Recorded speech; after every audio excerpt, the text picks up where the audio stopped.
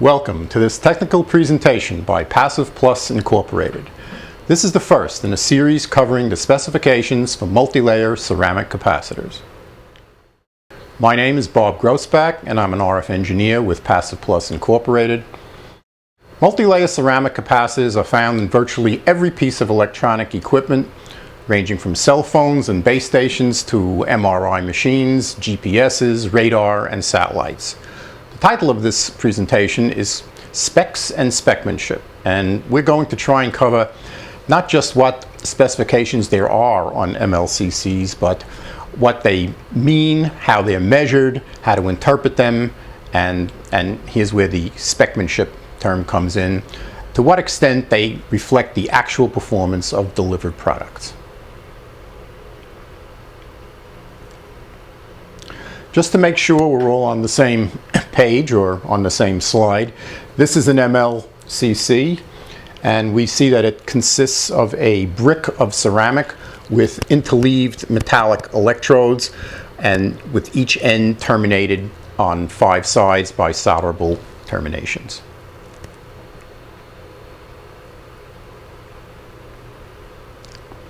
One way to characterize MLCCs is by the firing temperature of the ceramic.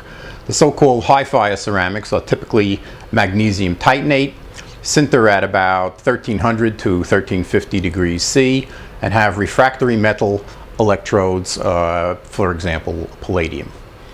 In contrast, the low-fire ceramics are typically made of barium titanate, sinter around 1000 degrees centigrade or even less, and that permits use of silver or silver alloy electrodes. And of course, the silver electrodes have a lower resistivity or resistance than the platinum electrodes or palladium electrodes would. The production process for MLCCs is really quite complex, and it often consists of 90 to 100 separate steps.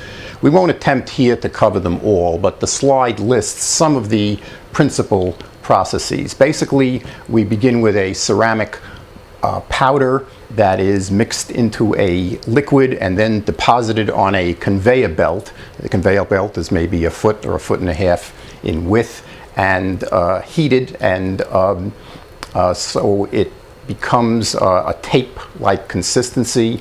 Electrodes are then deposited on the tape, and then squares are so-called spanked out of the tape, and the electrodes are oriented in alternating directions by a special machine designed for that purpose. Then these squares are dried, singulated, which means diced or cut up into actual capacitor sizes, sintered in ovens, and then the finishing operations are done, which consists of corner rounding and application of the terminations and final metallizations, generally solder of some type. We're going to focus here on this list of electrical and physical specifications for MLCCs. We start at the top with cap value. That should be a fairly straightforward one. Generally, we would assume that an engineer, for example, would know what capacitor value he wants. It would be specified typically in picofarads or nanofarads, and so there's not much else to say about that. Next comes the physical dimensions. This is somewhat more subtle. Basically, there's 2 classifications of physical dimensions. The EIA sizes, typically 0402, 0603, 0805. Those mean 0402 is 40 mils long by 20 mils wide, 0603 60 mils long by 30 mils wide, etc. And then the more or less square-shaped series, which are typically 55 mils squares, 110 mil squares, 250 mil squares, 380 mil squares, so that's a different series. The physical dimensions that one would choose are related to the other specifications, so there's no absolute rule. If one needs a higher voltage, one might need to choose a physically bigger part. If one is concerned about parasitics or resonances, one might have to match the physical size of the part to the transmission line. Let's now consider the third spec on the list, which is the tolerance.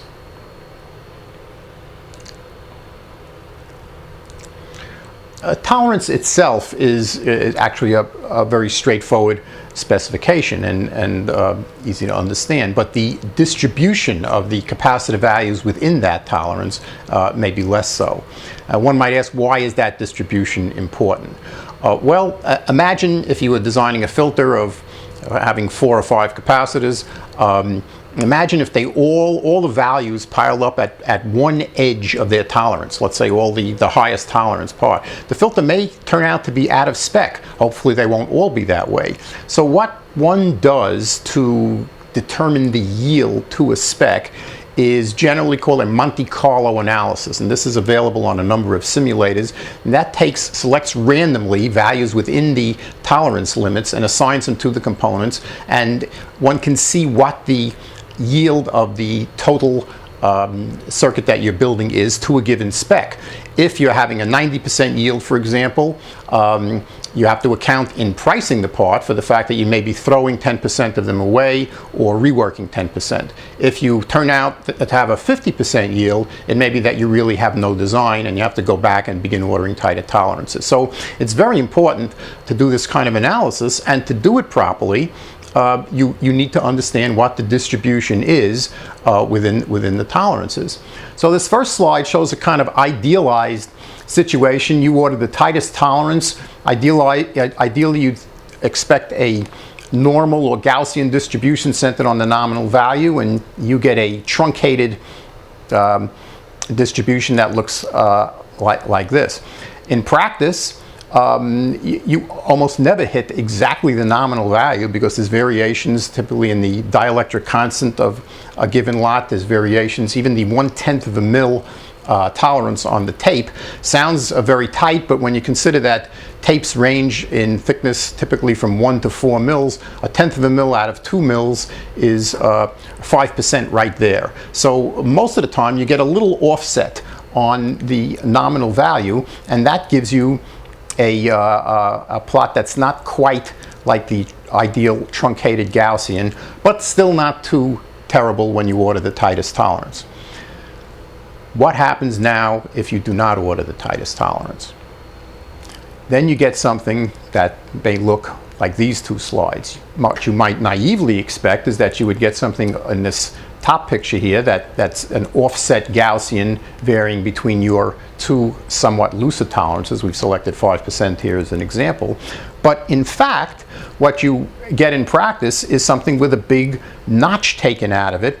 And the notch is for all those people who did spend the money, the additional money, to order the 2% and the 1% parts. You do not get them. You get parts between 2 and 5% and -2 and -5%. So what you end up with is this kind of bimodal, so-called bimodal distribution, which is quite different from what you might naively expect.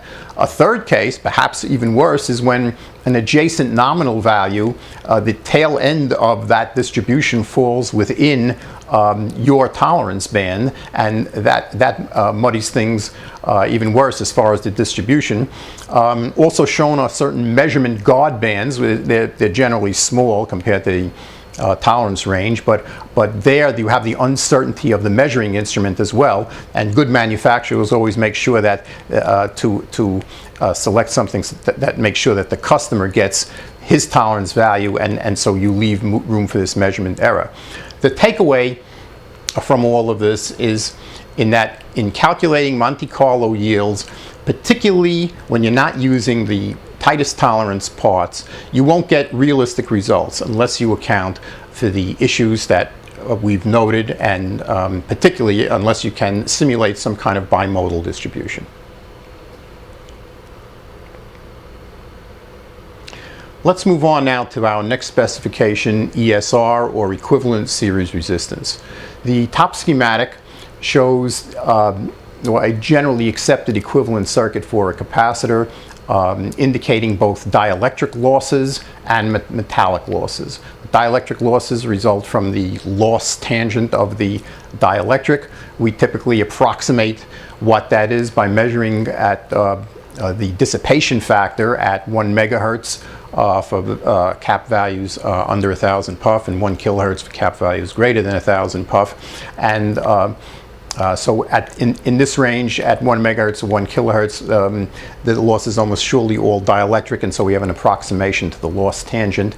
The other form of loss is metallic loss, and that is dependent on the number of electrodes, as shown, frequency, resistivity, electrode aspect ratio, length to width ratio, that means the skin effect and the proximity effect. All these latter effects and the frequency effects are really all part of a skin effect. What happens is that current is excluded from the middle of the electrode bundle and accumulates or concentrates near the top electrode and bottom electrode and along the sides of the individual electrodes.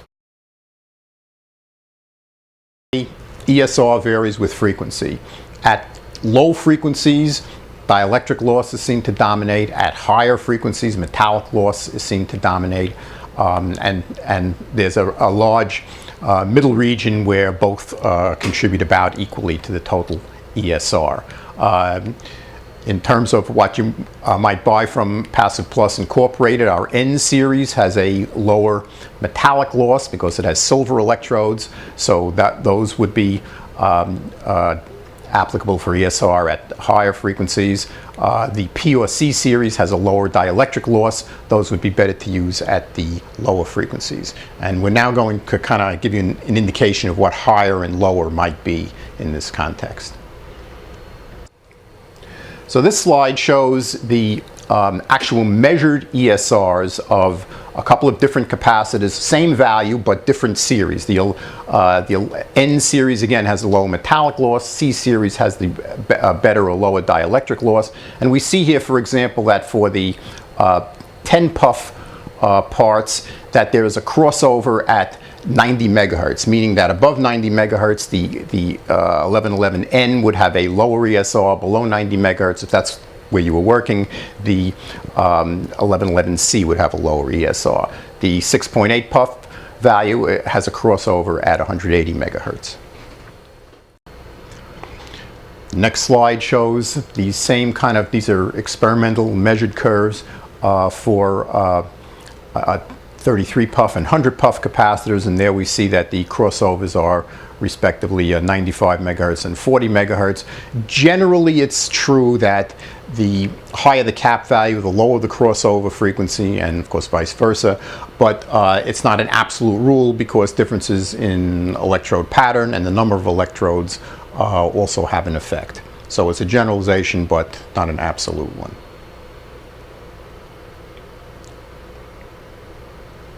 For us to have really confidence in a specification, it helps to understand how it's measured.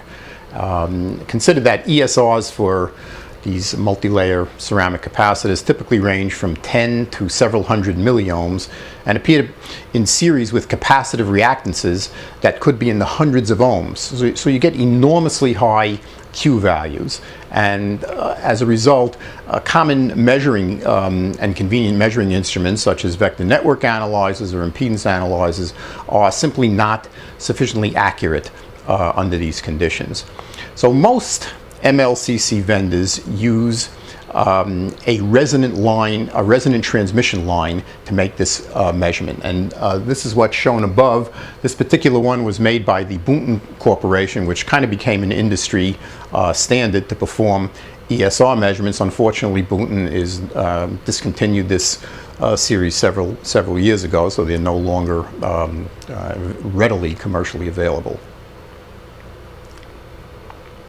The measurement theory, and as well as the practice, is actually fairly involved and complex. First, a calibration is done so that the line is open circuited, the transmission line is open circuited and the Q versus frequency is measured. The line is then short circuited and the Q versus frequency is measured.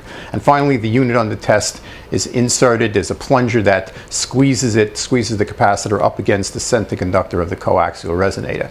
It's assumed in all these measurements that the capacitor can be represented by a simple series RLC circuit, and of course, under circumstances we're going to discuss, this is open to some question. You can see the equations here that are used in the extraction of the ESR. They're not simple, and the whole calibration procedure is not, and measurement procedure is not simple, and so there's a fair amount of room for errors.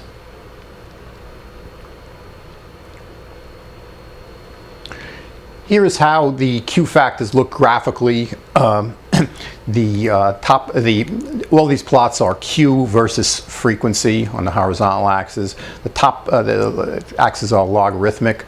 The top plot is the open circuited coaxial line. Next is the short circuited line. You see that has a lower Q. The reason is the contact resistance of the short is not a perfect resistance, and in fact varies with frequency, and it's this procedure that enables you to de-embed it and remove it from the final ESR measurement. The measurement of the unit under test, when that is inserted, that's shown in the third plot here. It has the lowest Q, and there's various other correction factors that go into making an actual measurement.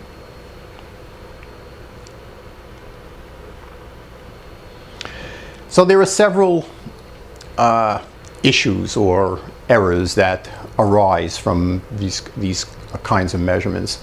Unfortunately, in the original Boonton description of manual, they mention a way to remove what they call excess inductance from the capacitor. This results from a change in the cross-section of the coaxial line. It's generally bigger. The center conductor is larger than the capacitor on the test, and you know that a short section of smaller conductor coaxial line has a high impedance coaxial line, contributes inductance, which you don't want to really attribute to the capacitor. So there's a procedure to remove that involves calculating the free space inductance of a capacitor. Unfortunately, a term was omitted. The expression was truncated in the Boonton manual. As a result, if you use it literally on cases that are square and squat in length, almost cubical, you come out with a negative inductance value, which is clearly impossible. So there are errors there, and there's an error in the actual procedure of how to do that. Other errors that result from some features of the derivation that are simply never quite made it to the two standards that are available for this, which is the EIA standard, the Electronic Industry Association standard, and the ASTM standard, and those include the coaxial plunger reactance and the actual inductance, which, if you would look back at the slide with the equations, you'd see there is a term that involves there is some energy stored and dissipated in the inductance. That's not included in the final expression given in the standards.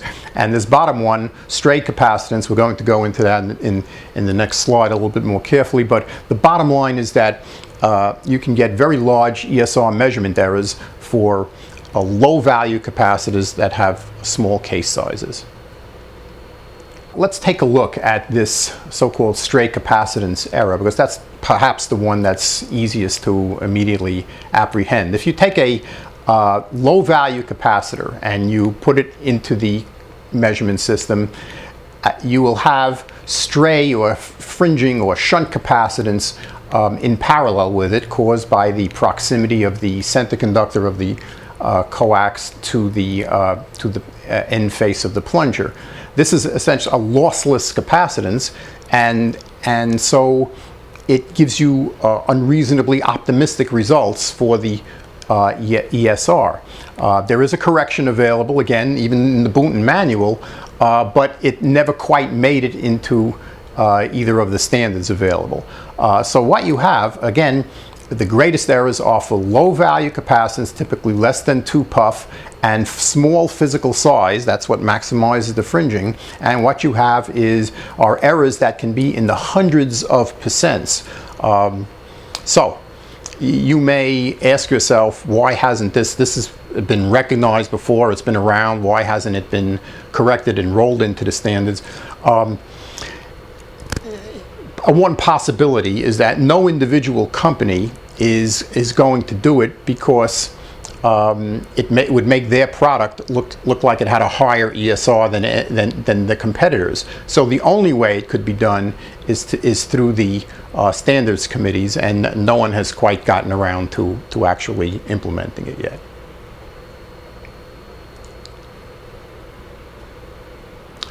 So here's some things to remember when comparing ESR specifications from different manufacturers. Usually these are given as typical anyway, whatever that means. But there are a number of ambiguities, measurement inaccuracies we mentioned. There's the lot-to-lot differences, and within lot differences, we don't know if the word typical, what exactly it applies to. And there are various design trade-offs, so that sometimes a manufacturer is maybe trading off of voltage withstanding capability, or heating, or economics with ESR, give you a less expensive part. One way, for example, to optimize ESR is to use within a series different dielectrics and different electrode patterns. This can be done, but it's usually quite expensive to do compared to single pattern and single dielectric. So you have these trade-offs that different manufacturers use, and it's important in comparing to see what you're getting and what you're giving up. So this concludes our discussion of the first 4 MLCC specifications. The next part of this series will take up series and parallel resonances, termination metalizations, and voltage breakdown. Again, I'm Bob Grossbach. The company is Passive Plus, and thanks for your time.